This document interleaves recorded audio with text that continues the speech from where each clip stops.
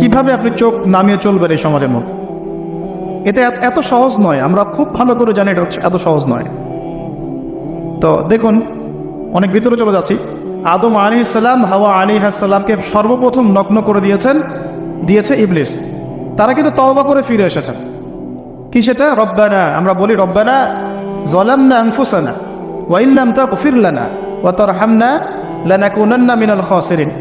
যখনই আমাদের পিতামাতা বুঝতে পারলেন যে তারা একটা ভুল করে ফেলেছেন, তখন তারা তওবা করে ইউটার্ন করলেন আল্লাহর দিকে, যেই কাজটা ইবলিস করে নাই।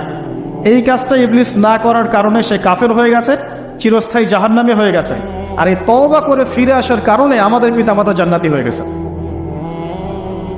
আল্লাহ পাক এই কারণেই তার রাসূলের মাধ্যমে জানিয়েছেন যে প্রত্যেক আদম সন্তান, কুল্লু বানি আদম খাত্তা, প্রত্যেক বনু আদম হচ্ছে পাপী। আমরা সবাই পাপী, আমরা সবাই পাপী। পাপের তো শেষ নয় আমাদের, আল্লাহ মাফ করো। ওয়া খায়রুল খাত্তাইন আত-তাওয়াব, যারা তওবা করে ফিরে আসে এরাই হচ্ছে শ্রেষ্ঠ পাপী। জীবনের যে কোনো সময় যদি কেউ খালেসভাবে আল্লাহর দিকে তওবা করে ফিরে আসতে পারে, আল্লাহ পাক এক মুহূর্তের মধ্যে তার আমলনামার সমস্ত গুনাহ মাফ করে নেকি দিয়ে পরিবর্তন করতে পারেন। এগুলো হাদিস থেকে বলছি, ডিটেলস বলতে পারছি না আমি, কোডগুলো। তো এখন এই মহামানবের জীবন থেকে আমরা কি শিখলাম? দেখুন, তাকে আল্লাহ পাক ইলমের নিয়ামত দিয়েছেন। তার মানে আমরা যদি গতানুগতিক মুসলিম না হয়ে এক্সট্রা অর্ডিনারি মুসলিম হয়ে আল্লাহর সাথে সাক্ষাৎ করতে চাই, দুনিয়াতে বেঁচে থাকতে চাই, পরকালে জান্নাত চাই, তাহলে আমাদেরকে আগে ইলমের চর্চা করতে হবে। এবং এই জ্ঞানের চর্চা মানে ক্লাসিক্যাল সিলেবাসে আপনাকে পড়াশোনা করতে হবে, শুধু একটা লেকচার শুনে নয়, ফেসবুক ইউটিউব দেখে তো মোটেই নয়। এখান থেকে মাঝে মাঝে কিছু নলেজ নেওয়া যায়, কিন্তু এগুলো কখনো কনস্ট্রাকটিভ নলেজ নয়। বরেণ্য ওলামায়ে কেরাম যারা থাকবেন আপনাদের বেস্ট পসিবল ওয়েতে, তাদের কাছে গিয়ে পরামর্শ করে বইপত্র পড়তে হবে। আদারওয়াইজ আপনার মেমোরি এবং জ্ঞানটা বিক্ষিপ্ত হয়ে যাবে। এখনকার ইয়াং জেনারেশনের অন্যতম সেরা প্রবলেম হচ্ছে তাদের মস্তিষ্ক বিক্ষিপ্ত। তাদের মস্তিষ্কে কনস্ট্রাকটিভ কোনো সিলেবাসের পড়াশোনা নাই। আজকে এই বই, কালকে ওই বই, কালকে আদনান ভাইয়ের লেকচার, পরশুদিন আজহারি ভাইয়ের লেকচার, তারপরের দিন আরেক ভাই, তারপর আরেক ভাই। আবার সমাজে তো এক একজন এক এক কথাও বলছে, তখন তার মাথাটা পুরো পাজলড, হ্যাঁ, ম্যাসাকার্ড। এই মাসালা এটা বলছেন, ওই মাসালা ওইটা, তাহলে ওইটা কি হবে, ওইটা কি হবে? সলিউশন হচ্ছে ক্লাসিক্যাল ইসলামিক সিলেবাস পড়াশোনা করতে হবে। আমি খুব শর্ট করে গেলে সাবজেক্টগুলো বলে দিই আপনাদের। 1 নম্বর, ফার্স্ট অফ অল কোরআনুল কারীম। কোরআনুল কারীমের মধ্যে থাকবে authentic recitation, translation, Quranic grammar এবং অ্যারাবিক ল্যাঙ্গুয়েজ, 4টা বিষয়। তারপর থাকবে হাদিস নবী সাল্লাল্লাহু আলাইহি ওয়াসাল্লাম। হাদিসের মধ্যে সহজ হাদিসের কিতাবগুলো পড়তে হবে। ফর এক্সাম্পল মিশকাতুল মাসাদির, রিয়াদুস সালিহিন, বুলুগুল মারাম, আপনার ফয়জুল কালাম, হাদিসে আরবাঈন, এরকম কিতাবগুলো আগে। তারপরে আস্তে আস্তে আস্তে আপনি কঠিন কিতাবের দিকে যাবেন। তবে এগুলো ওস্তাদ ছাড়া হয় না। এরপর দরকার হচ্ছে সিরাত, নবী সাল্লাল্লাহু আলাইহি ওয়াসাল্লামের পবিত্র জীবনী। এই জীবনী যারা নাই, সে তার জীবনটাকে রাসূলের সিরাতের আলোকে মেলাতে পারবে না। এবং দ্বীন ইসলাম নিয়ে কিছু করতে চাইলে রাসূলের সিরাতের সুন্নাহ মাফিক করতে পারবে না। এরপর দরকার ইকোনমিক্সের জ্ঞান, ইসলামিক ইকোনমিক্স অবশ্যই। তারপরে দরকার হচ্ছে ইসলামিক ইতিহাসের জ্ঞান, ফিকহের জ্ঞান, আকীদার জ্ঞান, উসুলের জ্ঞান। এভাবে একটা কনস্ট্রাকটিভ সিলেবাস দাঁড়ায়। তারপরে গিয়ে একজন মানুষের জ্ঞানটা পাকাপোক্ত হবে। সময় লাগুক না, 10 বছর, 15 বছর, 20 বছর। আমরা দোয়া করি আল্লাহর কাছে, আল্লাহ পাক আগামী পুরো 20 বছর আমাদেরকে পড়াশোনা করার তৌফিক দান। পড়তে থাকবো। আমাদের বেশি কথা বলার দরকার নেই, পড়তে থাকবো, জানতে থাকবো।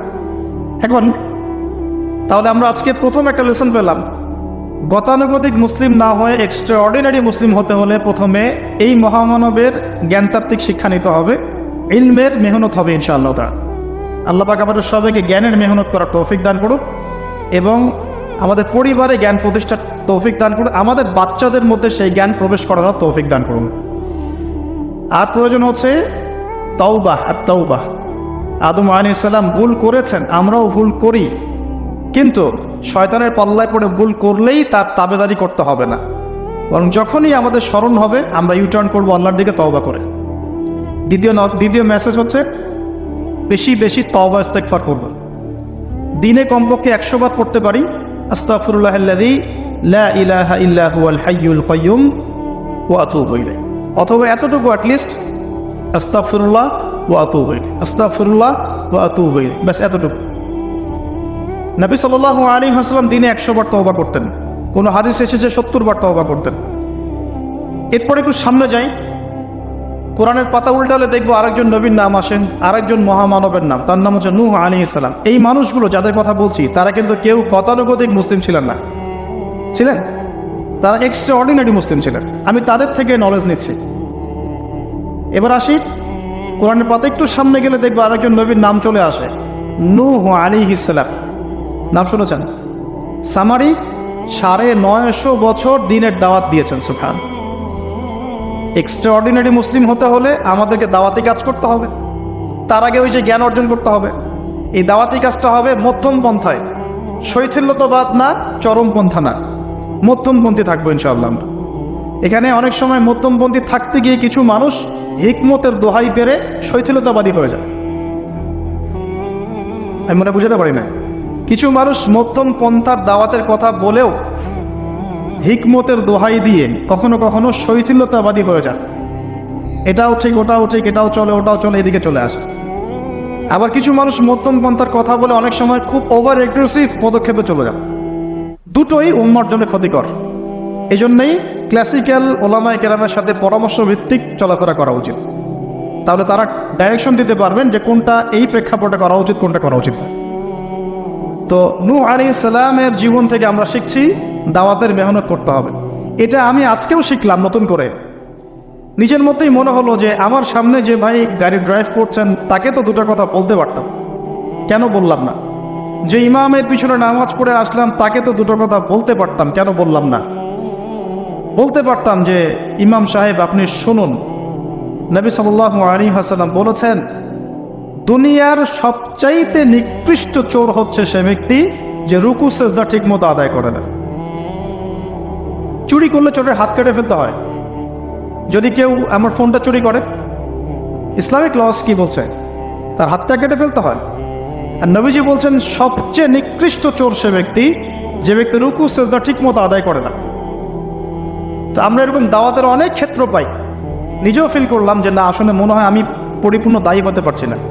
আমি তো এই যে বিমানে আসলাম তার কেবিন ক্রুদেরকে দাওয়াত দিতে পারতাম, অ্যাটলিস্ট শালীনতার একটা আয়াত শোনাতে পারতাম যে এই পোশাকগুলো মেয়েদের পরা উচিত হয়।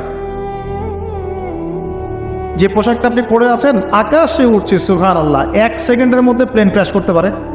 পসিবল? Not possible. 1 সেকেন্ডের মধ্যে। সেখানে আমি কিভাবে আল্লাহর জিকির বাদ দিয়ে বেহায়াপনা লিপ্ত হতে পারি? বিশ্বাস করেন, হয়তোবা আমি একটু দুর্বল মনের মানুষ কিনা জানি না, কিন্তু আমি এয়ারে উঠলে আমার সবসময় ফিকির থাকে লা ইলাহা ইল্লাল্লাহ লা হাওলা ওয়ালা কুওয়াতা ইল্লা বিল্লাহ আস্তাগফিরুল্লাহ ওয়া আতুবু ইলাইহি। মানে আমি মনে হয় যে আল্লাহ পাক ধরে রেখেছেন আমাকে, এটা ফিল করে আল্লাহ ধরে রেখেছেন বলে যেতে পারছি।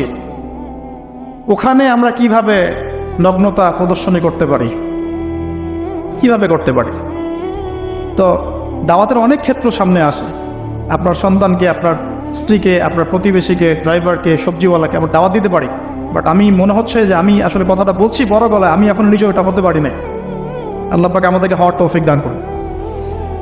নূহ আলাইহিস সালাম 950 বছর দাওয়াত দিয়েছেন। একটা খালি এক্সাম্পল দিচ্ছি, তিনি সূরা নূহের মধ্যে আল্লাহ পাক বলেছেন, নূহ আলাইহিস সালাম আল্লাহকে বলছেন রব্বি, হে আমার রব, ইন্নী দাআউতু কওমি লাইলা ওয়া নাহারা, আমি আমার এই কওমকে প্রতিদিন প্রতি রাত দাওয়াত দিয়েছি।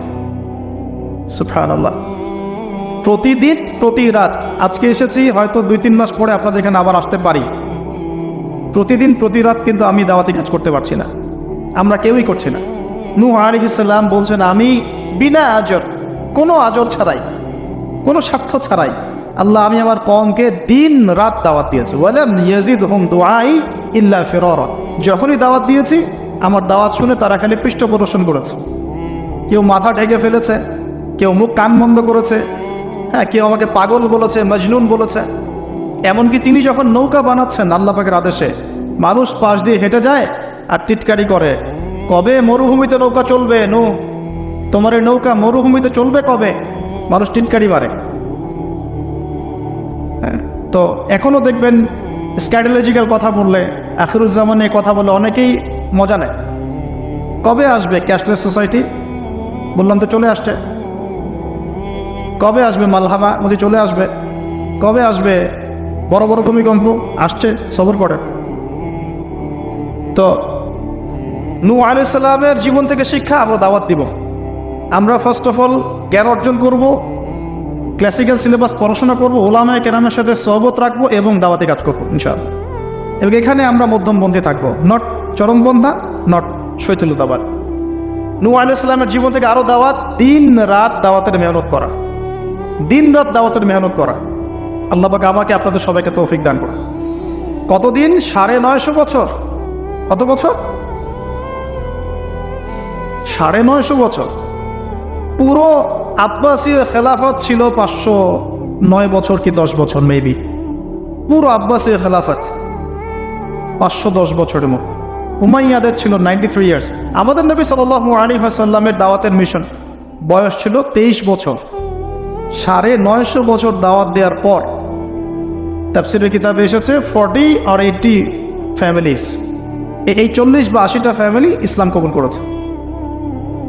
তার মানে এখানে শিক্ষা, এক্সট্রাঅর্ডিনারি মুসলিম হতে হলে দাওয়াতের মেহনতে হতাশ হওয়া যাবে না, লেগে থাকতে হবে, লম্বা সময় ধরে দাওয়াত দিতে হবে। আল্লাহ পাক আমাকে আপনাদের সবাইকে লম্বা সময় ধরে বিশ্বে দাওয়াতি কাজ করার তৌফিক দান করুন।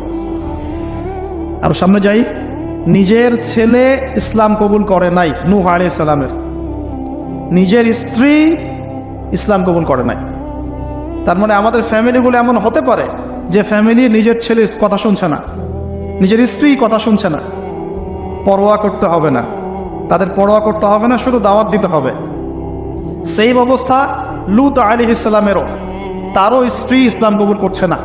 আল্লাহ পাক তাদেরকে ধ্বংস করেছেন। নূহ আলাইহিস সালাম লূত আলাইহিস সালামকে উদ্ধার করেছেন। এখানে আমরা আমাদের দিনী বোনদেরকে রিকোয়েস্ট করব, আপনারা সবাই আপনাদের ফ্যামিলিতে খাদিজা রাদিয়াল্লাহু আনহা, আয়েশা রাদিয়াল্লাহু আনহা রোল প্লে করেন। নূহ আলাইহিস সালাম আর লূত আলাইহিস সালামের স্ত্রী রোল প্লে করবেন না। আনফর্চুনেটলি এখনকার যে বিজি সিটিসগুলো, মানে যেগুলো আমরা বলি বস্তুবাদী শহরগুলো, ফ্যামিলিগুলো দিন দিন ক্রাশ করছে। সম্পর্কের টানাপোড়া, বিচ্ছেদ, ডিভোর্স, আকীদা আদর্শের মিল নাই। স্বামী ইসলাম প্র্যাকটিস করলে স্ত্রীর সমস্যা, স্ত্রী প্র্যাকটিস করলে স্বামীর সমস্যা। এই প্রবলেমসগুলো আমাদেরকে সলভ করতে হবে। আল্লাহ পাক আমাদেরকে সবর করার তৌফিক দান করুন। পারিবারিক তালিমটা খুব বেশি ইম্পর্টেন্ট। পরিবারের তালিম চালু করা উচিত। পরিবারে কোরআন এবং হাদিসের কিতাবগুলো থেকে দার্সের ব্যবস্থা করা উচিত এবং সপরিবারেই ওলামায়ে কেরামদের সাথে পরামর্শ করে চলা উচিত। ইনশাআল্লাহ ভালো হবে। আল্লাহ পাক তৌফিক দান করুন। নূহ আলাইহিস সালামের আরেকটা কথা বলে শেষ করি। শেষে যখন নৌকা ডুবছে, তিনি তার ছেলেকে তখনও পিতৃস্নেহে ডাকছেন, নৌকায় আসো বাবা। ছেলে বলছে যে আমি পাহাড়ে উঠে যাব, ইয়াসিমুনি মিনাল মা, এই পাহাড় আমাকে পানি থেকে বাঁচাবে। নূহ আলাইহিস সালাম বলছেন, আল্লাহ তুমি আমার ছেলেকে বাঁচাও, ইন্নাহু মিন আহলি, সে আমার পরিবারের একজন। আমরা বলি না আমাদের সন্তানদের ক্ষেত্রে, আল্লাহ পাক বলছেন লাইসা মিন আহলিক, সে তোমার পরিবারের কেউ না। এখানে একটু হার্ড লাইনে যেতে হবে আমাদেরকে। অনেক সময় আমরা আমাদের ফ্যামিলির মধ্যে এমন কিছু মানুষকে পাই যারা টোটালি ইসলামকে ডিসকারেজ করেন, অস্বীকার করেন, নাস্তিকতায় লিপ্ত থাকেন, ইসলামের বেসিক ফান্ডামেন্টালগুলোকে ডিনাই করেন। এই ব্যাপারে কঠোর হওয়া উচিত। আল্লাহ পাক আমাদেরকে বোঝার তৌফিক দান করুন। পাতা উল্টালে এরপর একজন নবীর নাম আসে না, আসে একজন নেতার নাম। মুসা আলাইহিস সালামকে আল্লাহ পাক একটা বিজয় অভিযান দিয়েছিলেন বাইতুল মাকদাস, অনেকে বলেন মাকদিস, আমাদের দি স্টেট অফ ইসরায়েল যেটা দখল করে আছে। এটা নিয়ে তো অনেক বলেছি আগে, আজকে আর বলছি না। পৃথিবীতে সবচেয়ে বড় জালেম সভ্যতা যদি কেউ থেকে থাকে, এটা সেটা। এর চেয়ে বড় জালেম আমি আমার জীবনে কখনো দেখি নাই, ইতিহাসে পড়িও নাই, কোনোদিনও পড়ি নাই। নির্মমভাবে দিনের পর দিন, মাসের পর মাস নয়, বছরের পর বছর নির্যাতনের স্টিম রোলার চালাচ্ছে। বিশ্ববাসী তাকিয়ে তাকিয়ে দেখছে। কারো কিচ্ছু বলার নাই, যেন কারো কিচ্ছু করার নাই।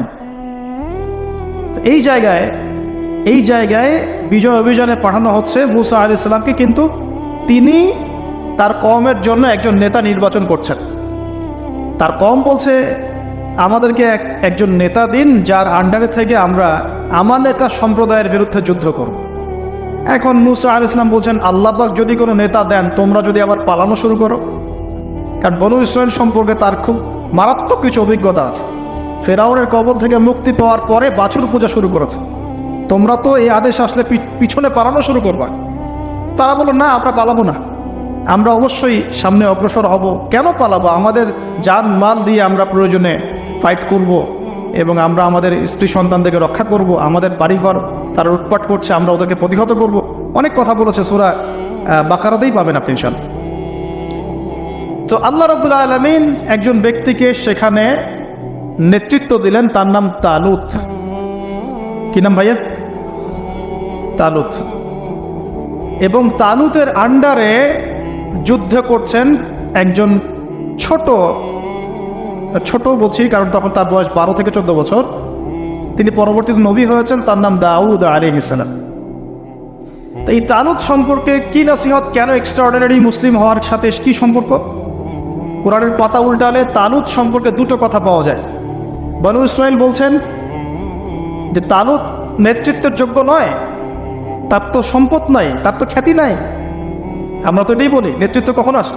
খ্যাতি আছে আপনার, আপনি নেতা হওয়ার যোগ্য, সম্পদ আছে, আপনি নেতা হওয়ার যোগ্য। আমাদের থটসটা এরকম, এটা বনু ইসরাইলের ইহুদিদের থটস, ঠিক আছে? কিন্তু আল্লাহ পাক বলছেন, সূরা বাকারাতে আছে যে আল্লাহ রাব্বুল আলামিন তাকে দিয়েছেন বাসতাতাউ ফিল জিসমি ওয়াল ইলম।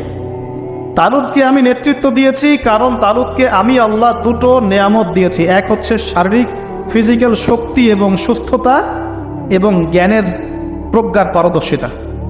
তাহলে নেতৃত্বের দুটো গুণ পেলাম, প্রজ্ঞা, জ্ঞান এবং শারীরিক সুস্থতা, শক্তি। এক্সট্রাঅর্ডিনারি মুসলিম হতে হলে আমাদের সবাইকে সুস্থ থাকতে হবে, ফিজিক্যালি স্ট্রং থাকতে হবে। এটার জন্য এখনকার লাইফস্টাইল ত্যাগ করতে হবে। You have to change your food habits and lifestyle. আমাদেরকে এক্সট্রাঅর্ডিনারি মুসলিম হতে হলে অবশ্যই ফিজিক্যালি ফিট থাকতে হবে।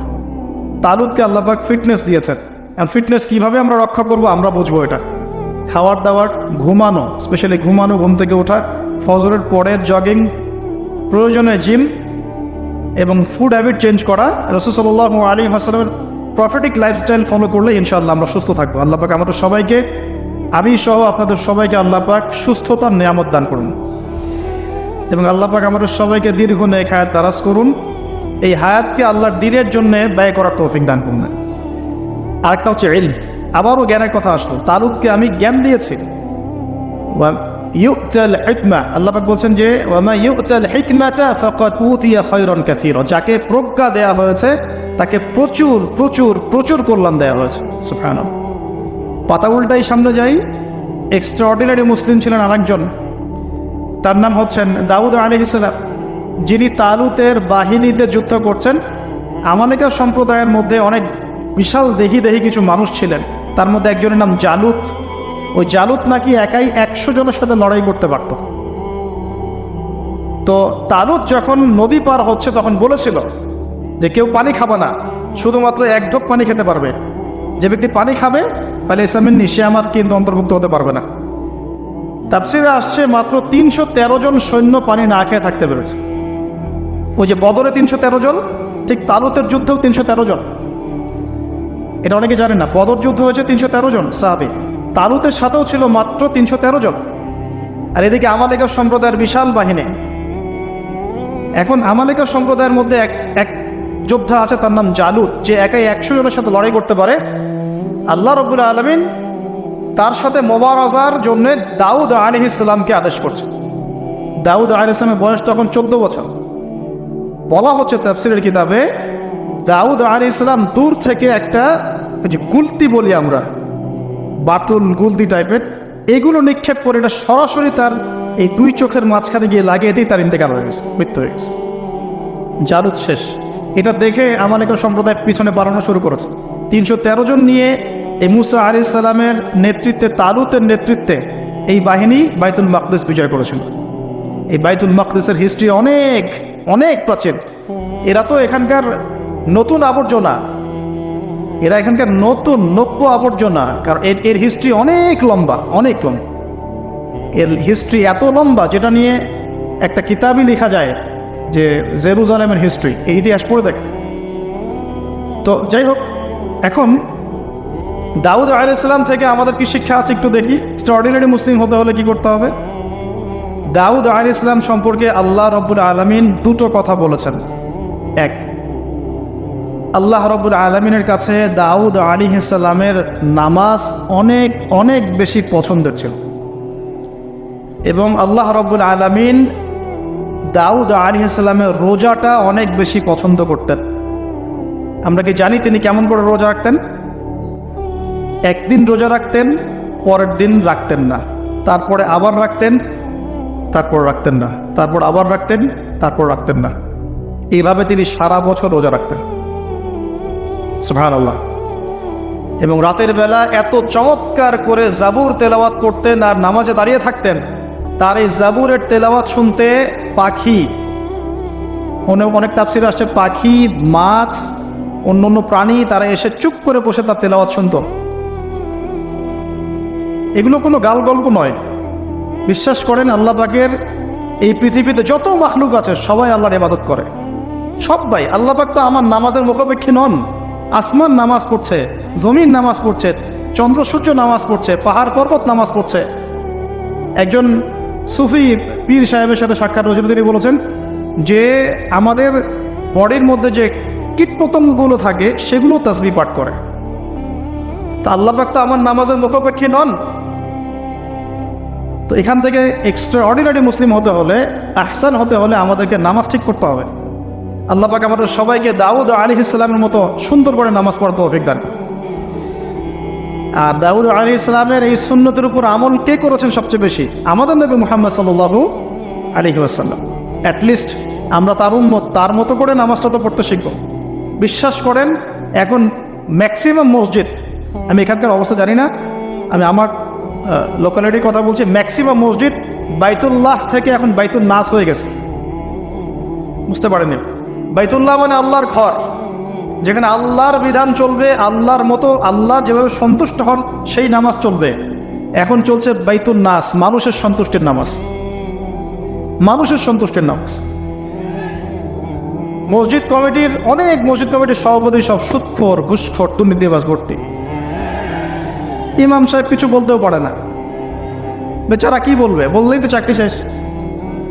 একদিন এক ইমাম সাহেবের সাথে গল্প হচ্ছিল, তিনি বলছেন যে আমি ভাই প্রথম দিন খুতবা দিয়েছি সুদের উপরে,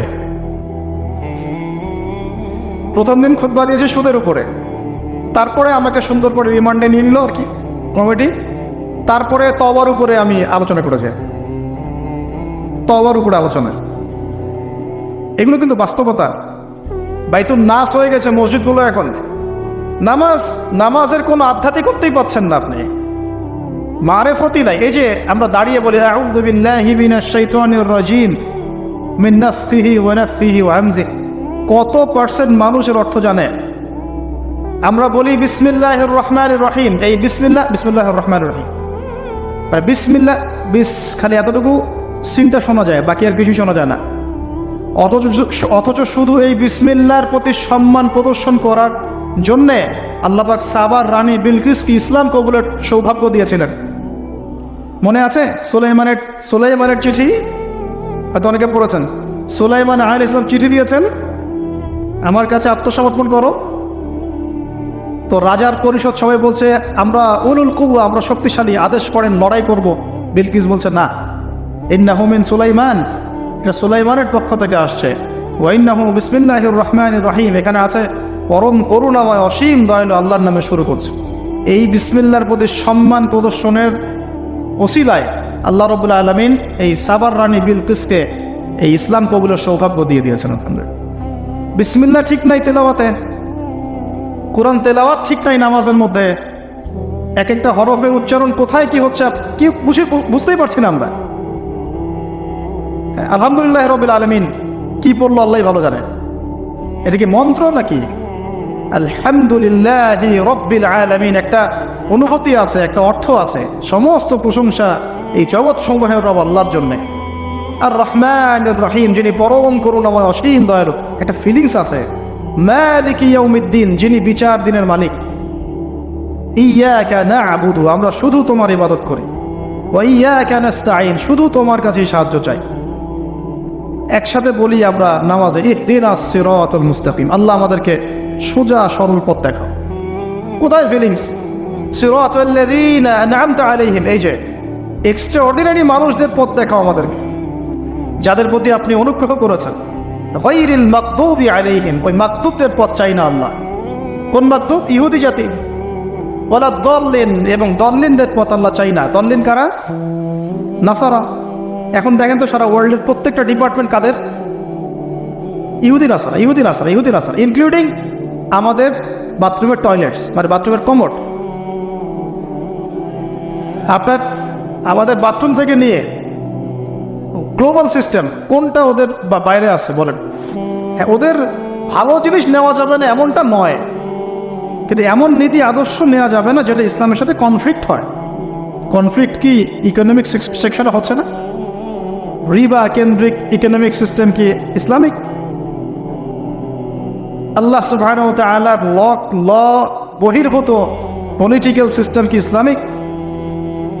এটা নিজেই নিজেকে প্রশ্ন করি না, অ্যান্সার আপনি খুঁজে আপনার কবরে আপনি যান। কেউ কারোর সাথে লড়াই করছি না। এখন দেখুন, এই যে সূরা ফাতিহা, অর্থ বুঝলাম না, একটা সূরা পড়ে গেলাম, কুল হুয়াল্লাহু আহাদ। কি কুল হুয়াল্লাহু আহাদ মানে কি? এটা উচ্চারণই বা কেমন করে করতে হয়? কুল, বলুন, হুয়াল্লাহু আহাদ, তিনি আল্লাহ এক। এই যে কুল হুয়াল্লাহু আহাদ অনেকেই বলতে পারে না। কুল হুয়াল্লাহু আহাদ, এটা কি সব একসাথে মিলে একটা শব্দ? এখানে প্রস্রাব করিবেন না, কমা, নাকি করিলে জরিমানা হইবে, তো কমাটা চেঞ্জ করে দেন। এখানে প্রস্রাব করিবেন, না করিলে জরিমানা। তাহলে আমরা তো কোরআনকে এরকম বানিয়ে ফেলছি এখন। কুল হুয়াল্লাহু আহাদ মানে কি? আমি এগুলো নিয়ে বললে অনেক সময় চলে যাবে। আপনাকে হাতে সময় আছে? আচ্ছা, তো দেখেন, আমি নামাজ নাই ভাই, মসজিদে অ্যাপ্রোপ্রিয়েট নামাজ নাই। সব মসজিদের কথা বলছি না, ইল্লা মাশাআল্লাহ। অনেক মসজিদ এখন বাইতুন নাস হয়ে গেছে, মানুষের বাইত, আল্লাহর ঘর নাই, সূরা ঠিক নাই। এরপরে রুকু, এই যে রুকু করলাম, রুকুতে গিয়ে একটা বার সুবহানা রাব্বিয়াল আযীম বলারই সময় পাওয়া যাচ্ছে না। অন্তত 3 বার 5 বার 7 বার তো বলবে, বা 3 বার তো অ্যাটলিস্ট বলবে। এই উঠে সামি আল্লাহু লিমান হামিদা। লিমান হামিদা কি? লিমান হামিদা বলে কি কোনো শব্দ আছে? এটা নতুন শব্দ বানালাম আমি একটা। সামি আল্লাহ, আল্লাহ তার কথা শোনেন। লিমান হামিদা, যে তার কথা, যে আল্লাহর প্রশংসা করে। সামি আল্লাহ, আল্লাহ তার কথা শোনেন। লিমান হামিদাহু, যে তার প্রশংসা করে। একটা অর্থ আছে তো, সামি আল্লাহ লিমান হামিদা। হুলিমান হামিদা মানে কি? প্রতিটা জায়গায় সমস্যা, প্রতিটা জায়গায় সমস্যা। নামাজ, এখানে আমি একটা কথা বলতে ভিতরে চলে আসি। নামাজের আমাদের তাসকিয়া উঠে যাচ্ছে, আধ্যাত্মিকত্ব পাচ্ছেন না। আপনি নামাজ নিজে পড়ে নিজে ফিল হচ্ছেন আপনি নামাজ পড়েছেন। সেজদায় গেলেন, সেজদা মনে হচ্ছে ব্যায়াম, টাপাস টাপাস। মাঝখানে বসারও সময় নাই, মাঝখানে বসে যে একটু দোয়া পড়তে হয়, আল্লাহুম্মা গফিরনি ওয়ারহামনি, কত চমৎকার দোয়া। আল্লাহুম্মা গফিরলি, আল্লাহ আমাকে মাফ করে দাও। ওয়ারহামনি, আল্লাহ আমাকে রহম করো। ওয়াফিনি, আমাকে নিরাপত্তা দান করো। ওয়ারজুকনি, আমাকে রিজিক দান করো। এই তো দোয়া। নামাজের দোয়া বাদ দিয়ে নামাজের পরে লম্বা দোয়া। হ্যাঁ, নামাজের মূল দোয়াই নাই। আর আমাদের বাংলাদেশে কিছু গ্রাম আছে, ওখানে আবার দোয়া নিয়ে যে মারামারি আর ক্যাচার। এক একজন বিড়ি ফ্যাক্টরির মালিক, বিড়ি ফ্যাক্টরি, তামাক ফ্যাক্টরি, ওরা মসজিদে গন্ডগোল করে, দোয়া হাত তুলে করবে না করবে না, মানে বাতেন। আল্লাহ হেফাজত করুন আমাদেরকে, আল্লাহ আমাদেরকে পরিপূর্ণরূপে নামাজ পড়ার তৌফিক দান। নামাজের প্রত্যেকটা বিষয় বুঝে বুঝে পড়লে এত মজা লাগে, এত স্বাদ লাগে, আপনি নামাজে ডুবে যাবেন। আর নবী সাল্লাল্লাহু আলাইহি ওয়াসাল্লাম কিভাবে সারা রাত নামাজ পড়তে পারেন, রাতের একটা লম্বা অংশ কেমন করে নামাজ পড়তে পারতেন? কারণ তিনি তো ফিল করতেন কি পড়তেছেন। তার তো ক্লান্তি লাগতো না। তার পা কখন ফুলে গেছে তার টেরই নাই, টেরই পাচ্ছেন না তিনি। কেন সাহাবীদের পা থেকে তীর খোলা যেত? কারণ নামাজে দাঁড়িয়ে তারা ডুবে গেছেন আল্লাহর মধ্যে। আল্লাহ আল্লাহ এটা তো বললে অনেকে আকীদার প্রশ্ন তুলবে। আসলে আল্লাহ পাকের সাথে আমি বিলীন হয়ে যাচ্ছে এখানে। এই বিলীন মানে কি? শারীরিক বিলীন। আমার মনন আল্লাহর প্রতি নিবদ্ধ হয়ে যাচ্ছে। এই তো নামাজ। এই নামাজ মেরাজুল মুমিন বলে না? আল্লাহর মুমিনদের জন্য মেরাজ। নামাজটাই তো মুমিনদের জন্য মেরাজ। তো মেরাজ মানে কি? সাক্ষাৎ, দেখা সাক্ষাৎ। তা আমাদের নামাজে তো আল্লাহর কোনো ফিলিংসই আসছে না। সেজদা করছে, সেজদায় নবীজি বলেছেন বেশি বেশি দোয়া করো, কারণ সেজদায় যে দোয়াটাই করবা কবুল হয়ে যাবে ইনশাআল্লাহ। তো সেজদায় তাসবিহ পড়ারই টাইম পাচ্ছি না, দোয়া করবো কখন?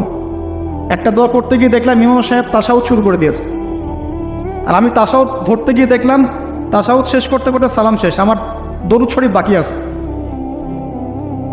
তো ওই যে বিশ্বাস করেন আমি নামাজটা আবার দৌড়ায় পড়ে আসছি, মাগরিবের নামাজ। ছোট ভাইকে নিয়ে বললাম পাশে দাঁড়া, নামাজ হয় নাই। কেন হয় নাই? রুকু সেজদা করতে পারি নাই। নামাজ হবে কিভাবে?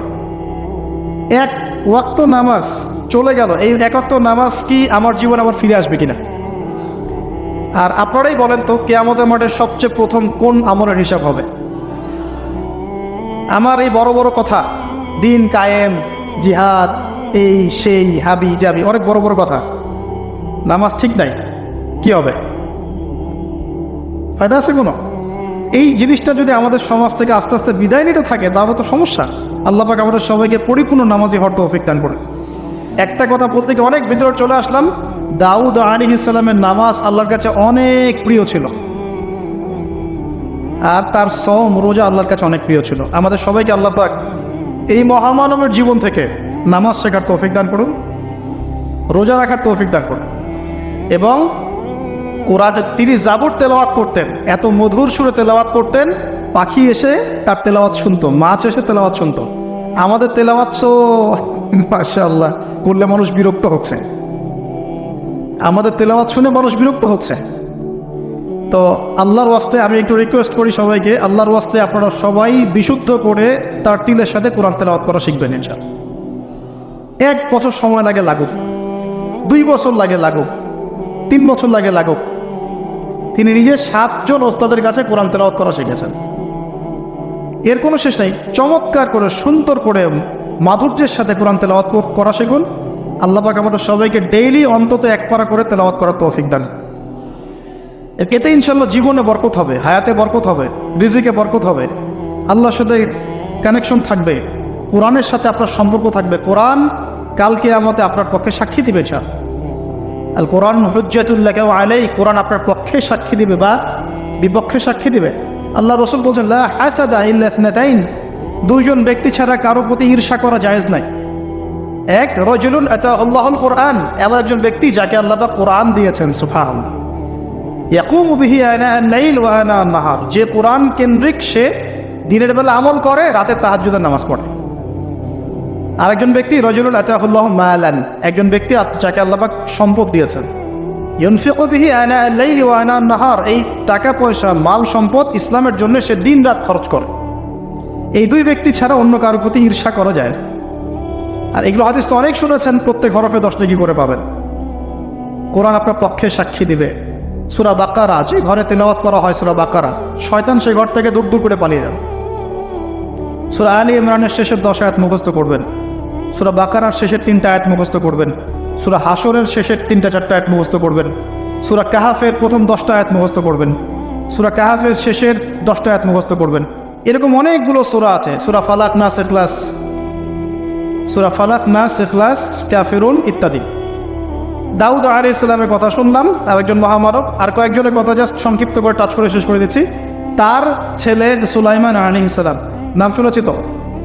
আল্লাহ পাক তাকে জিন জাতির উপর কর্তৃত্ব দিয়েছিলেন, বাতাসের উপর কর্তৃত্ব, তার আংটিতে, তার লাঠি, সিংহাসন, এক কথায় তাকে আল্লাহ পাক এত বড় রাজত্ব দিয়েছেন যেটা আল্লাহ পাক এর আগেও কাউকে দেন নাই, পরেও কাউকে দেন নাই। এখান থেকে আমরা শিখছি শক্তিশালী মুসলিম হওয়ার একটা নাসিহাত, শক্তিশালী মুসলিম হওয়া। তা আমাদের সবাইকে শক্তিশালী মুসলিম হওয়ার চেষ্টা করতে হবে, আল্লাহ পাক তৌফিক দান করুন। এই শক্তি গেইন করার চেষ্টা করতে হবে, আল্লাহ পাক তৌফিক দান করুন। দুর্বল মুমিনের চাইতে শক্তিশালী মুমিন আল্লাহর কাছে বেশি পছন্দের। এখানে ইসলামের শক্তি আমরা দেখতে পাচ্ছি। আরও সামনে যাই, পাতা উল্টাই, দেখবেন একজন অত্যন্ত অপূর্ব সুন্দর, আমাদের মুরব্বির মতো অপূর্ব সুন্দর একজন মহামানবের কথা আছে, ইউসুফ আলাইহিস সালাম। আমরা সূরা ইউসুফ পড়তে শিখি নাই এখনো। আমরা সবাই মনে করি সূরা ইউসুফ মানে হচ্ছে ইউসুফ জুলাইখার প্রেম কাহিনী, আমরা এটাই মনে করি। সূরা ইউসুফকে আল্লাহ পাক সবচেয়ে শ্রেষ্ঠ উপন্যাস বলেছেন, আহসানুল কসাস। একটু গভীরভাবে পড়ে দেখবেন অর্থগুলো। এটা ইউসুফ জুলাইখার প্রেম কাহিনী নয়, এটা ইউসুফ আলাইহিস সালামের সাথে তার বাবার মহব্বতের কাহিনী। এটা পিতা আর সন্তানের মহব্বতের কাহিনী। এত মহব্বত যে সন্তান 20 বছর আগে হারিয়ে গেছে, যে সন্তান কূপ থেকে রাজপ্রাসাদ থেকে জেলখানায়, জেলখানা থেকে আবার মিশরের গভর্নমেন্ট মানে পলিটিক্যাল পাওয়ার এসেছেন, বাবা কিন্তু এটা জানেন না। কিন্তু সন্তান যখন একটা জামা পাঠিয়ে দিচ্ছে, জামা, এই কমিজটা নিয়ে যাও, আমার বাবার চোখে দিও, বাবা দৃষ্টি ফিরে পাবে। ওই কমিজ নিয়ে যখন কিছু মানুষ আসছে তার বাসার সামনে, তিনি বলছেন, ইন্নী লাআজিদু রিহা ইউসুফ, আমি আল্লাহর কসম ইউসুফের গন্ধ পাচ্ছি। এটা মারা বুঝতে পারবেন, সন্তানের গন্ধ পাওয়া যায়। বাবারা বুঝবো, সন্তান মায়েদের আমাদের ছেলে মেয়েদের গন্ধ আমরা বুঝি, এটা আমার ছেলের গন্ধ, এটা মেয়ের গন্ধ। ইউসুফ আলাইহিস সালামের কামিজ আসছে 1200 মাইল দূর থেকে, আরও বেশি বা কম হবে। আর এখানে তার বাবা গন্ধ পাচ্ছেন, মহব্বত। এই কথাটা, এই আয়াতটা আসলেই চোখ দিয়ে পানি বের হয়ে যাবে। ইন্নী লাআজিদু রিহা ইউসুফ, আমি ইউসুফের গন্ধ পাচ্ছি। আর মানুষ বলছে আপনি পাগল হয়ে গেছেন, কতদিন আগে ইউসুফ চলে গেল, আপনি ইউসুফের কথা বলতে বলতে বলতে বলতে চোখ অন্ধ করে ফেললেন কাঁদতে কাঁদতে, এখন বলছেন যে ইউসুফের গন্ধ পাচ্ছেন। সুবহানাল্লাহ। তো সূরা ইউসুফ পিতা আর সন্তানের প্রেম কাহিনী, মহব্বতের কাহিনী, ট্র্যাজেডি লাইফের। ভাইদের ষড়যন্ত্রে চলে গেলেন কূপে, কূপ থেকে রাজপ্রাসাদে, রাজপ্রাসাদ থেকে জেলখানায়। জেনার আহ্বান করছে তাকে, তিনি বলছেন, মাআযাল্লাহ, আমি আল্লাহর কাছে আশ্রয় প্রার্থনা করছি। এখানে আমরা সূরা ইউসুফ পড়তে গিয়ে ইউসুফ আলাইহিস সালামের বাহ্যিক সৌন্দর্য নিয়ে কথা বলি, তার চরিত্র তার বাহ্যিক সৌন্দর্যের চেয়ে অনেক বেশি সুন্দর। সূরা ইউসুফ আলাইহিস সালামের এই যে জেনা থেকে মুক্ত থাকার শিক্ষা, এটা যদি আমাদের যুব সমাজ নিতে পারে, ইনশাআল্লাহ অর্ধেক কাজ হয়ে যাবে ইনশাআল্লাহ। কত পার্সেন্ট যুবক আছে বলেন দেখি, একটু অনেস্টলি বলেন, সূরা ইউসুফ আলাইহিস সালামের মতো এরকম তাকওয়া, পরহেজগারিতা, জেনা মুক্ত জীবন যেমন করতে পারে। আমরা তো আরো ইচ্ছা করে প্রেম করি, অ্যাফেয়ার করি, রেপ করি, এই করি সেই করি। আর তাকে অফার করা হচ্ছে সম্ভ্রান্ত পরিবারের একজন রাজার স্ত্রী। ক্বালাত হাইতা লাক ক্বালা মাআযাল্লাহ। তাহলে এই মহামানব জীবন থেকে শিক্ষা আছে। আরেকটা বিষয় আছে, রুইয়াল হক, এখানে সত্য স্বপ্নের কথা আছে। তাই যারা বেশি পরহেজগার হবেন, আপনারা কিন্তু সত্য স্বপ্ন দেখবেন এবং স্বপ্নের সত্যতা ডিনাই করবেন না। শেষ জামানায় মুমিনের স্বপ্ন বেশি বেশি সত্য হবে। যদি সত্য স্বপ্ন দেখেন, ভালো স্বপ্ন দেখেন, প্রিয়জন কোনো প্রিয় মানুষকে বলবেন। যদি দুঃস্বপ্ন দেখেন, খারাপ স্বপ্ন দেখেন, কাউকে বলতে যাবেন। এখানে পড়লে আপনি দেখবেন কাফেরের স্বপ্ন সত্যি হয়েছে। আরেকটা স্ট্র্যাটেজি আছে সূরা ইউসুফে, এর আগে একটা লেকচারে বলেছিলাম। ইউসুফ আলাইহিস সালাম এমন অর্থনৈতিক পরিকল্পনা গ্রহণ করেছিলেন যার ফলশ্রুতিতে মিশরের লক্ষ লক্ষ মানুষ দুর্ভিক্ষ থেকে বেঁচে গেছে। সুবহানাল্লাহ। তাহলে এখনকার আমাদের পারিবারিক ক্ষেত্রেই হোক, সোশ্যাল বা ওয়ার্ল্ড অ্যাফেয়ার্সই হোক, ওই ইকোনমিক পলিসি যদি লঞ্চ করা যায়, ইনশাআল্লাহ তাআলা দেখবেন জনগণ না খেয়ে মরবে না। আর এই কথাটা আমি সবাইকে বোঝাতে পারি, বাংলাদেশের মানুষকে বোঝাতে পারি না। কারণ ইউসুফ আলাইহিস সালাম এখানে 7 বছর মেয়াদি একটা পরিকল্পনা নিয়েছেন। অপচয় করো না, যতটুকুতে কাজ হয়ে যায় এতটুকু ব্যবহার করো, বাকিটা সেভ করো। দুর্ভিক্ষ সামনে আসছে, তখন ইনশাল্লাহ বেঁচে যাবে তোমার। তাহলে সূরা ইউসুফ থেকে আমরা শিখলাম কি? রুইয়াল হক, সত্য স্বপ্ন, ক্যারেক্টার। আমরা শিখলাম এখানে চরিত্র পবিত্র রাখার ব্যাপার, শিখলাম পারিবারিক বাবা সন্তানের মহব্বত। এক্সট্রাঅর্ডিনারি মুসলিম হতে হলে এগুলো দরকার আছে। একটু সামনে যান, একজন ব্যক্তির নাম বলছে ইউনুস আলাইহিস সালাম, নাম শুনেছেন কিনা? আমরা সবাই জানি তিনি মাছের পেটে ছিলেন। কেন ছিলেন এটা অনেকে জানি না। কেন? তিনি কেন আল্লাহ পাক কেন তাকে মাছের পেটে পরীক্ষা করলেন? আল্লাহ পাক তাকে ওই পরীক্ষায় ফেলেছেন 3 দিন 3 রাত মাছের পেটে। তখন তিনি কি দোয়া করছেন? লা ইলাহা ইল্লা আনতা সুবহানাকা ইন্নী কুনতু মিনাজ জালিমিন। আল্লাহ পাক বলছেন সূরা সফফাতের মধ্যে, তিনি যদি এই দোয়াটা না পড়তেন, লা লাবিসা ফি বাতনিহি ইলা ইয়াউমি ইউবআসুন, কিয়ামত পর্যন্ত তিনি মাছের পেটে থাকতেন। নাউজুবিল্লাহ। তাহলে এখান থেকে আমরা শিখলাম জীবনে অনেক চড়াই উতরে আসবে, সবর করতে হবে। দাওয়াতের মেহনতে সবর করতে হবে। মানুষ কবুল করলো না দেখার দরকার নাই, আমি আমার গতিতে দাওয়াত দিতে থাকবো। আর বিপদ আপদ যদি চলে আসে দোয়া ইউনুস বলবো লা ইলাহা ইল্লা আনতা সুবহানাকা ইন্নী কুনতু মিনাজ জালিমিন। আল্লাহ পাক যে কোনো বিপদ দূর করে দিবেন ইনশাআল্লাহ। সাক্ষাৎ মওত থেকে আল্লাহ পাক এই দোয়া পড়লে বাঁচাতে পারেন। এটা কি মৃত্যুর মুখোমুখি ছিলেন না মাছের পেটের মধ্যে? ওখানে কিন্তু মাছ যখন বমি করে দিয়ে গেছে তীরে, তখন সেখানে লাউ গাছ উৎপন্ন করা হয়েছে, লাউ গাছ। তো এটাতে আপনারা বুঝে ফেলেন যে এর সাথে কি সম্পর্ক আছে। তো ইউনুস আলাইহিস সালামের জীবন থেকে শিক্ষা কি? এই দোয়া পড়বো, লা ইলাহা ইল্লা আনতা সুবহানাকা ইন্নী কুনতু মিনাজ জালিমিন। আরেকজন নবীর নাম আইয়ুব, মহামানব, অনেক দিন অসুস্থ, মনে আছে? দীর্ঘদিন অসুস্থ। এখানে একটা কথা বড় লোভ সামলাতে পারছি না, সালাত আমরা একসাথে পড়বো ইনশাআল্লাহ। আচ্ছা, সেটা হচ্ছে আইয়ুব আলাইহিস সালাম কখন এই দোয়া করেছেন? রব্বি আন্নী মাসানিয়া দুররু ওয়া আনতা আরহামুর রাহিমিন। রোগ যখন আস্তে আস্তে আস্তে তার জিহ্বাতে এসেছে, জিহ্বা দিয়ে তার জিকির করতে কষ্ট হচ্ছে, তখন তিনি বলছেন, আল্লাহ আমাকে অনেক দুঃখ দুর্দশা স্পর্শ করেছে, আমি জিকিরটা ঠিক মতো করতে পারছি না, আল্লাহ আমাকে শেফা দান করো। সুবহানাল্লাহ। এখন আল্লাহ রাব্বুল আলামিন তাকে গোসল করালেন, সুস্থতা লাভ করলেন, তাকে আহাল পরিবার দিলেন, আরোগ্য দান করলেন।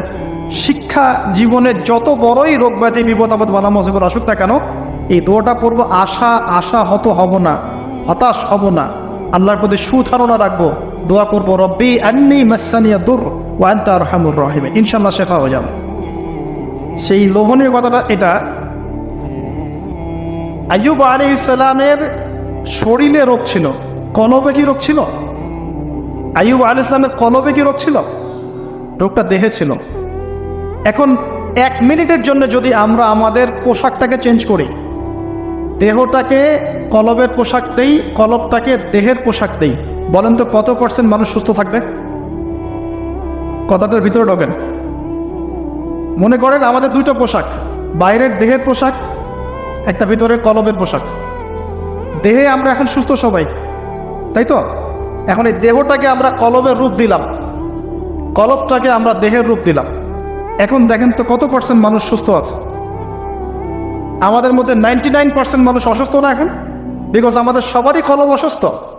এই কলবের মধ্যে হিংসা আছে, বিদ্বেষ আছে, জেনা আছে, পরকীয়া আছে, লোভ আছে, লালসা আছে, কি নাই? তাহলে বলেন তো আইয়ুব আলাইহিস সালামের এই দোয়া পড়ার সবচেয়ে বেশি হকদার কে? তিনি না আমরা? বুঝতে পারছেন না? ওই দোয়াটার উপর আমল করার সবচেয়ে বড় হকদার কার বেশি প্রয়োজন? আমাদের না তার?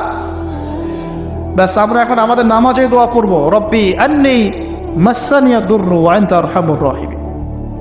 আল্লাহ আমাদের কলবে রোগ হয়ে গেছে, আল্লাহ তুমি আমাদের এই রোগ থেকে শেফা দান করো। কারণ কলব শেফা না হলে কোনোদিনও আমাদের আমল কিন্তু কবুল হচ্ছে না। কলবের মধ্যেই সমস্যা থাকলে আমল কবুল হচ্ছে না। আল্লাহ মাফ করুক আমাদেরকে। এখন কলব পরিষ্কারের কয়েকটা টিপস। 1, ডেইলি একবার করে হলেও চিন্তা করতে হবে যে আমরা এই পৃথিবীতে থাকতে আসি নাই, আমাদেরকে যেতে হবে। একবার করে হলেও চিন্তা করতে হবে। 2, ডেইলি 1 পারা কোরআন তেলাওয়াত আপনাকে আল্লাহর দিকে নিয়ে আসবে, কলব পরিষ্কার হবে ইনশাআল্লাহ। ডেইলি জিকির আজগার, হিসনুল মুসলিম বই থেকে ডেইলি জিকির আজগার করবো ইনশাআল্লাহ, কলব পরিষ্কার হবে। আল্লাহওয়ালা মানুষের সাথে দেখা সাক্ষাৎ করবেন, কলব পরিষ্কার হবে। কবরস্থানে গিয়ে কবর জিয়ারত করবেন, কলব পরিষ্কার হবে। অন্যের প্রতি গীবত, বিদ্বেষ, হিংসা, পরশ্রীকাতরতা রাখবেন না, কলব পরিষ্কার হবে ইনশাআল্লাহ। সবচেয়ে বড় কথা, সিজদায় যারা বেশি বেশি দোয়া করতে পারে তাদের অন্তর পরিষ্কার হয়ে যাবে ইনশাআল্লাহ। আল্লাহ পাক আমাদের সবাইকে আইয়ুব আলাইহিস সালামের জীবন থেকে সেখানে একটা তৌফিক দান করুন। মুসা ঈসাকে একসাথে বলছে, দুজনকে আল্লাহ পাক কেরামত দিয়েছেন, কেরামত, মহামানব, কেরামত। লাঠি ছুঁড়ে মারছেন, সাপ হয়ে যাচ্ছে। মৃত মানুষের গায়ে আল্লাহর নামে হাত বুলাচ্ছেন, দাঁড়িয়ে যাচ্ছে। অন্ধ ব্যক্তি চোখে হাত বুলাচ্ছেন, তাকিয়ে দেখছে, দৃষ্টিশক্তি ফিরে পাচ্ছে। দুজনকে আল্লাহ পাক কেরামত দিয়েছেন, কেরামত। একজনের সাথে আল্লাহ পাক কথা বলেছেন, আর একজনকে আল্লাহ পাক বিনা পিতায় সৃষ্টি করেছেন, সুবহানাল্লাহ। যাকে আল্লাহ পাক এখন উপরে উঠিয়ে নিয়েছেন, আবারও আসবেন ইনশাআল্লাহ তাআলা। ওই আনফিনিশড জব তার এখনো বাকি আছে। সেটা হলো ওই জেরুজালেম থেকে দ্বীন ইসলামের পতাকাকে বুলন্দ করবেন ইনশাআল্লাহ, এবং সারা বিশ্বে ইসলামী খেলাফা আবারও কায়েম করবেন ঈসা আলাইহিস সালাম ইনশাআল্লাহ। এবং মিথ্যা মাসীহুদ দাজ্জালকে হত্যা করবেন ঈসা আলাইহিস সালাম। তার আগ পর্যন্ত জিউসদের সময়, এর আগ পর্যন্ত ওদের সময় তারা লম্ফ জম্প জুলুম নির্যাতন করতে থাকবে। এটাই হবে তাদের শেষ ধ্বংসের পরিণতি। এরপরে তারা কখনোই পৃথিবীর বুকে মাথা তুলে দাঁড়াতে পারবে না ইনশাআল্লাহ। তো তাদের দুজনের জীবন অনেক শিক্ষা আছে। মূসা আলাইহিস সালাম কে আল্লাহ পাক ফিরআউনের কাছে পাঠিয়েছেন। কোরআনের পাতায় পাতায় মূসা ফিরআউন, মূসা ফিরআউন, মূসা ফিরআউন। আল্লাহ পাকের কি অলৌকিকত্ব, মানে কি নিদর্শন! যেখানে আবু জেহেল সেখানেই মুহাম্মদ, যেখানেই আজার সেখানে ইব্রাহিম, যেখানে ফিরআউন সেখানেই মূসা। তার এই যুগেও যেখানেই যত বেশি করাপশন, যত বেশি অন্যায় অবিচার, সেখানে তত বড় মুমিনের জন্ম হবে ইনশাআল্লাহ। তো আল্লাহর পক্ষ থেকে নবুয়ত পাওয়ার পরে তিনি দোয়া করছেন, আল্লাহ আমার এত সাহস নাই, শক্তি নাই, আল্লাহ আমি দুর্বল। তার মধ্যে একজন মানুষ আমার এক থাপ্পড়ে মারা গেছে ওদের ওখানে, মনে আছে? থাপ্পড়ে না, সরি, ঘুষি ফাওয়াকাসাহু ফাকাদা আলাইহি, এক ঘুষি দিয়েছেন। এই যে এক ঘুষি দিয়ে মানুষ মেরেছেন মূসা আলাইহিস সালাম, মানে অ্যাক্সিডেন্টলি, ইচ্ছা করে না। এটা থেকেই ওই যে চাইনিজ মার্শাল আর্ট শুরু হয়েছে, এক ঘুষিতে মানুষ মারা যায়। বিশ্বাস করছে না? এই যে টেকনিক, এক ঘুষিতেও মানুষের মৃত্যু হতে পারে, এমন স্পট আছে মানুষের দেহে। এখান থেকে শিল্প গড়ে উঠেছে, মার্শাল আর্টস গড়ে উঠেছে না? তো মূসা আলাইহিস সালাম বলছেন, আল্লাহ আমার এই সমস্যা। আল্লাহ বলছেন এই দোয়া করো, রব্বিশ রাহলি সদরি। আমরা কি দোয়া করবো তাহলে? রব্বিশ রাহলি সদরি, আল্লাহ আমার এই কলিজাটা বড় করে দাও। মানে আমার কলিজা বড় করো মানে কি? সাহস বাড়িয়ে দাও। দিনের দাওয়াত দেওয়ার জন্য কি লাগে? সাহস। আমার সাহস বাড়িয়ে দাও। একজন আলেম বলেছিলেন 3টা জিনিস লাগে, জ্ঞান, সাহস, ধৈর্য। দিনের দাওয়াত দিতে এবং দিন বিজয় করতে 3টা জিনিস লাগবে, জ্ঞান, সাহস, ধৈর্য। এবং সেই আলেম আপনাদের খুব পরিচিত একজন, তার নাম বলছি না। হে আল্লাহ, আমার বক্ষকে প্রশস্ত করো, ওয়াসসিরলি আমরি, আমার কাজকে সহজ করে দাও। আমার কাজ সহজ নয়, কাজটা সহজ করে দাও। ওয়াহলুল উকদাতাম মিন লিসানি, আমার জড়তা আছে জিহ্বায়, দূর করে দাও। ইয়াফকাহু কওলি, যাতে করে আমার কথা মানুষ বুঝতে পারে। ডক্টর জাকির নায়েক এই দোয়াটার উপর খুব বেশি আমল করেন। আপনারা কি দেখেছেন না লেকচারে? এই দোয়াটার ব্যাপক ফজিলত আছে। ইনশাআল্লাহ এই দোয়ার উপর যারা আমল করবে, আল্লাহ পাক তাকে প্রশস্ত সদর দিবেন, জ্ঞান দিবেন, সাহস দিবেন। ইনশাআল্লাহ দাওয়াতের ক্ষেত্রে সে মানে না জড়তা মুক্ত কথা বলতে পারবে ইনশাআল্লাহ। এই কাজগুলো আমাদের করা উচিত। সবচেয়ে বড় কথা, তিনি ফেরাউনকে দাওয়াত দিয়েছেন। তাহলে বুঝলাম দাওয়াতের কাজ আস্তে আস্তে আস্তে আস্তে ওই পর্যায়ে পর্যন্ত যেতে হবে কি না। তাহলে এখনকার বিশ্বে কি ফেরাউন নাই? এখনকার বিশ্বে ফেরাউন নাই? অল্প কিছু জায়গা বাদ দিয়ে ম্যাক্সিমামই তো ফেরাউন। অল্প কিছু জায়গা বাদ দিয়ে ম্যাক্সিমামই ফেরাউন, হামান, কারুন, নমরুদ। আর এই কথাটা বলার সৎসাহস থাকা উচিত। কোন দৃষ্টিকোণ থেকে বলা হচ্ছে? বিকজ আল্লাহ পাকের আইন আপনি মানছেন না, আল্লাহ পাকের কোরআন আপনি মানছেন না, নবীর সুন্নত মানছেন না।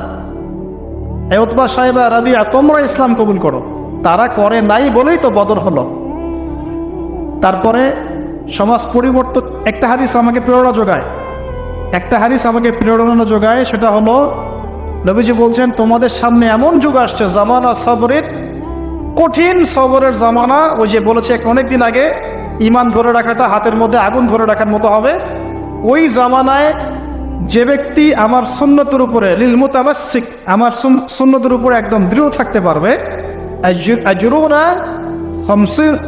আজরুনা খামসিনা শাহীদাম মিনকুম, তোমাদের মধ্যে 50 জন শহীদ সাহাবীর নেকি পাবে। চান এই জন্য আমরা মাঠে ময়দানে কাজ করছি। করতে করতে করতে করতে যদি কখনো দেখা যায় যে না আর পসিবল হচ্ছে না, কোনোভাবেই সম্ভব হচ্ছে না, সেক্ষেত্রে এরকম আবিসিনিয়ার মতো জায়গাগুলোতে চলে আসা ছাড়া কোনো অপশন নাই। তো আপনারা তো মাশাআল্লাহ ভালো পরিবেশে আছেন। এই পরিবেশে সাহাবীরা হিজরত করেছিলেন, ঠিক আছে। বাদশা নাজাশী খ্রিস্টান শাসক ছিলেন, মুসলিম ছিলেন না, তারপরেও তিনি তার রাজ্যের মধ্যে ন্যায় বিচার প্রতিষ্ঠা করেছিলেন। আর এখনকার মুসলিমদের কাছে ন্যায় বিচার পাওয়া যাচ্ছে না। আল্লাহ পাক আমাদেরকে হেফাজত করুন। এরপরে টার্নিং পয়েন্ট, মদিনা থেকে কিছু যুবক সাহাবী আসেন আসাদ বিন জুরারা রাদিয়াল্লাহু আনহুর নেতৃত্বে। তারপরে তারা ফিরে যান, পরের বছর 12 জনকে নিয়ে আসেন, তারপরের বছর আসেন 75 জনকে নিয়ে। এরপরে বায়াতে আকবায়ে কুবরা হয়।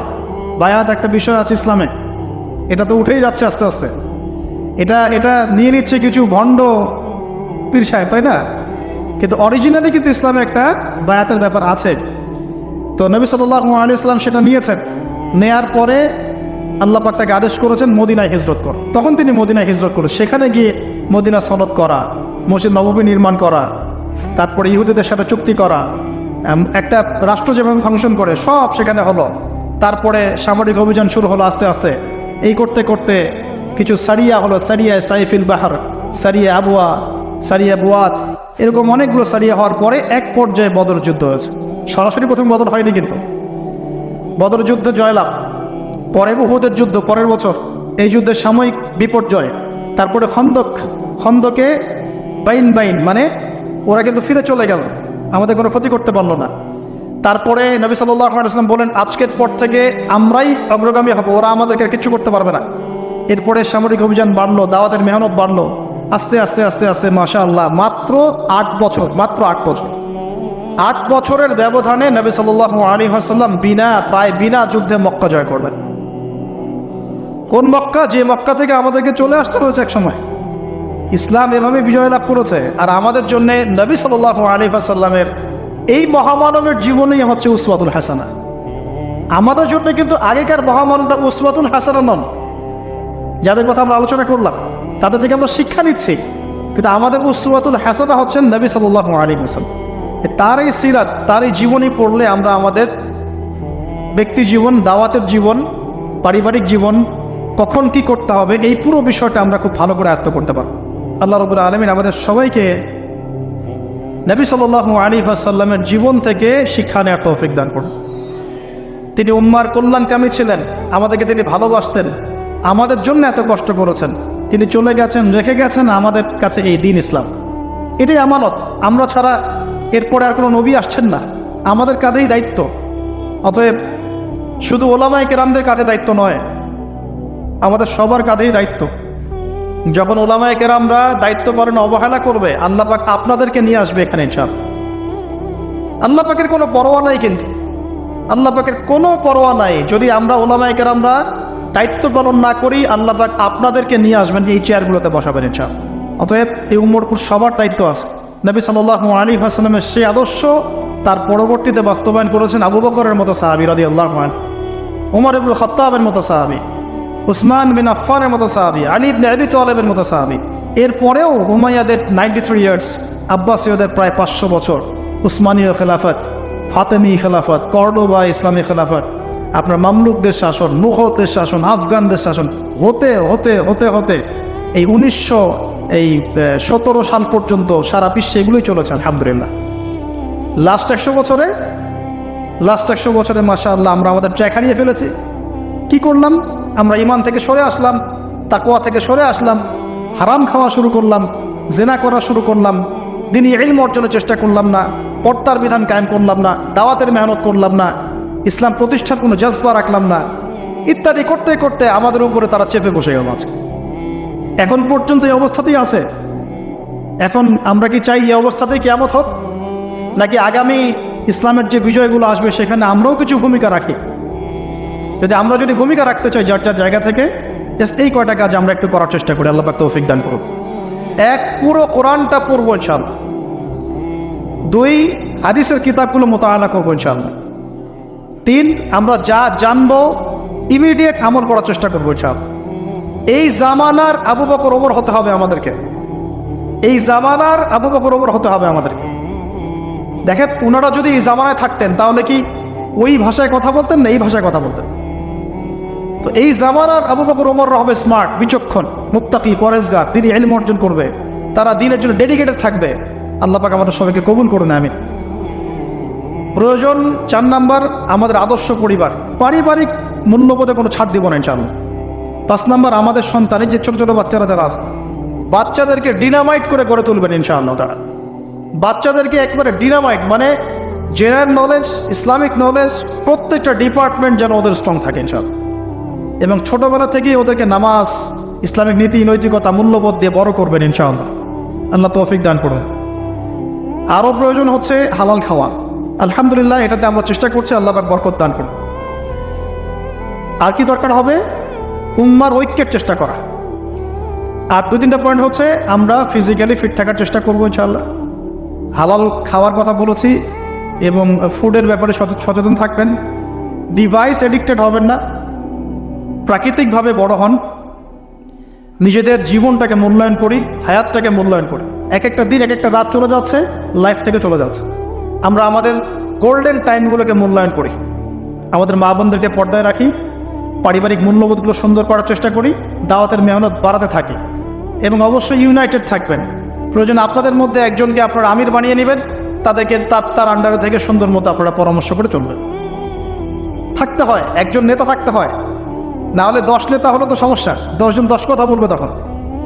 হ্যাঁ, যখন ইমামুল মাহদী আসবেন, ঈসা ইবনে মারিয়াম আসবেন, তখন গ্লোবাল আমির হবে ইনশাআল্লাহ। এখন তো গ্লোবাল আমির নাই, আছে তো কমিউনিটি বেস আপনারা পরামর্শ করে সুরাভিত্তিক চলার চেষ্টা করেন। আল্লাহ পাক তৌফিক ইনায়াত করে নেবেন। সবশেষ কথা হচ্ছে এই, যদি আমরা এভাবে আমাদের জীবনটা কাটাতে পারি ইনশাআল্লাহ, সূরাতুল বাকারার এই 207 নম্বর আয়াতের উপর আমল হয়ে যাবে ইনশাআল্লাহ। আমরা সেই সব বান্দাদের অন্তর্ভুক্ত হব ইনশাআল্লাহ, যাদের ব্যাপারে আল্লাহ পাক বলেছেন, ওয়া মিনান নাস, মানুষের মধ্যে কিছু মানুষ আছে, মাই ইয়াশরি নাফসাহু ইবতিগাআ মারদাতিল্লাহ, যারা আল্লাহ পাকের সন্তুষ্টির জন্য তাদের জীবনটাকে ঢেলে দিয়েছে। একেবারে যারা আল্লাহ পাকের জন্যে, আল্লাহর সন্তুষ্টির জন্যে তার জীবনটা, নফসটাকে ঢেলে দিয়েছেন ইনশাআল্লাহ। আল্লাহু রাউফুম বিল ইবাদ, এই মানুষগুলোর জন্য আল্লাহ পাক হবেন প্রচণ্ড রকম কোমল, নরম, সফট। আল্লাহ পাক আমাদের সবাইকে সেই সব বান্দাদের অন্তর্ভুক্ত হওয়ার তৌফিক দান করুন।